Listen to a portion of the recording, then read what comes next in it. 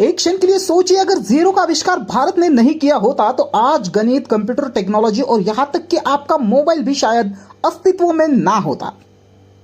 लेकिन जो बात हर स्कूल में, किताब में सिखाई जाती है कि शून्य यानी जीरो भारत की देन है, तो क्या वो पूरी तरह से सच है?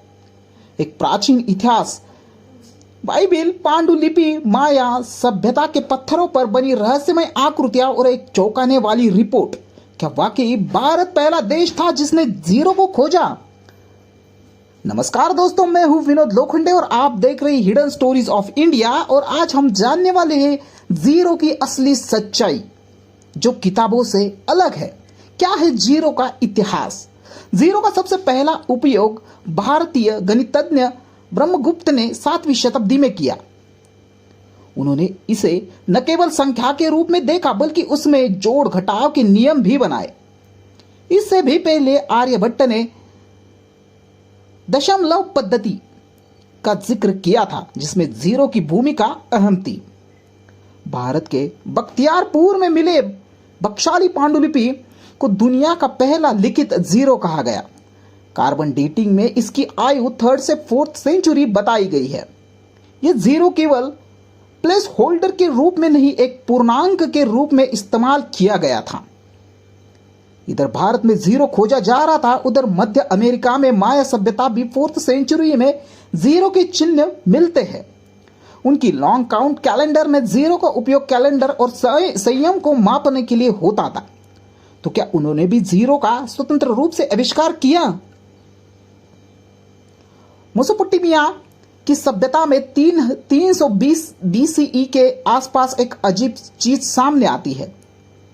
उनके गिनती के तारीख में खाली जगह या डॉट्स का उपयोग होता था, जिससे यह संदेश होता है कि वो भी जीरो जैसी चीज का इस्तेमाल करते थे।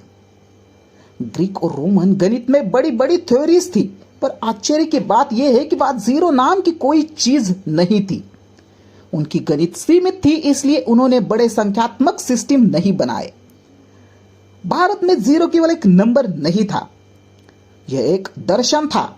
उपनिषदों और वेदों में शून्यता का जिक्र बार बार होता है, इसलिए जीरो भारत में केवल गणना नहीं, एक विचार बन गया था।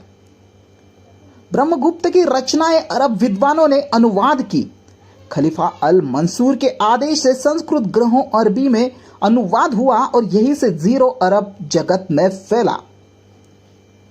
जीरो यूरोप में काफी देर पहुंचा। 12वीं सदी में फिबोनाची नाम के गणितज्ञ ने इसे अरबी ग्रंथों के जरिए सीखा।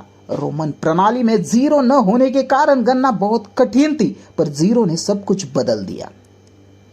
जीरो का विचार इतना अजीब था कि कुछ ईसाई विद्वानों ने इसे शैतानी सोच कहा। उन्होंने इसे धर्म विरोधी माना, क्योंकि कुछ न होना, नथिंगनेस, एक डरावनी धारणा थी। आज की बाइनरी कोड यानी 1 से 0 पूरी तरह जीरो पर आधारित है। जीरो के बिना कंप्यूटर, इंटरनेट, मोबाइल की कल्पना भी असंभव है। कुछ पुरानी चीनी गणनाओं में भी खाली जगह जीरो जैसे संकेत दिख गए हैं, लेकिन वो प्लेस होल्डर से आगे नहीं बढ़ पाए। इंडिया ने उसे परिभाषित किया। जीरो शब्द का मूल शून्य है, जिसका मतलब होता है रिक्तता। अरब ने इसे सिफर कहा, जो बाद में बना जीरो और सिफर। 2003 में ऑक्सफोर्ड यूनिवर्सिटी के रिसर्च में पाया गया कि ब्लैकशिली पांडुलिपि में प्रयोग हुआ जीरो का सबसे पुराना है। यह सिद्ध करता है कि भारत ने दुनिया को गणित की रीढ़ दी। हालांकि माया और बोबिलियन सभ्यताओं में जीरो जैसे संकेत मिलते हैं, लेकिन पूरा गणितीय सिद्धांत सबसे पहले भारत में ही विकसित हुआ। जीरो की खोज सिर्फ तकनीकी नहीं, दार्शनिक, आध्यात्मिक और वैज्ञानिक सोच का संगम थी। भारत में चेतना का प्रतीक बन चुका था। नासा ने कई बार ब्लैकशिली पांडुलिपि और प्राचीन गणित पर रिसर्च को ग्रांट दिए हैं। भारत के योगदान को आधुनिक साइंस को भी महत्व दिया गया है। आज की नई पीढ़ी को भारत के योगदान की जानकारी कम है। जीरो की कहानी केवल गणित नहीं, गर्व की बात है। हम आपके सामने लाते हैं इतिहास और विज्ञान के वो तथ्य जो किताबों से गायब है। जीरो की कहानी उसी का हिस्सा है, सत्य, गर्व और रहस्य के साथ। जीरो दिखने में कुछ नहीं है, लेकिन उसी से शुरू होती है हर गिनती, हर डेटा, हर क्रांति। तो अगली बार जब आप जीरो देखें तो याद रखिए ये केवल एक अंक नहीं, पूरी सभ्यता की सोच का नतीजा है, जैसे हमारा हिडन स्टोरीज ऑफ इंडिया। तो दोस्तों, I hope hidden stories of India का आज का ये वीडियो आपको अच्छा लगा हो। वीडियो अच्छा लगा हो तो वीडियो को लाइक करें, कमेंट करें और वीडियो को ज़्यादा से ज़्यादा शेयर करें, ताकि जो दूसरे लोग हैं वो भी इस बात को देखें, सोचे और समझे। तो दोस्तों, आज की वीडियो में बस इतना ही। मिलते हैं अगले वीडियो के साथ, तब तक के लिए जय हिंद, जय भारत।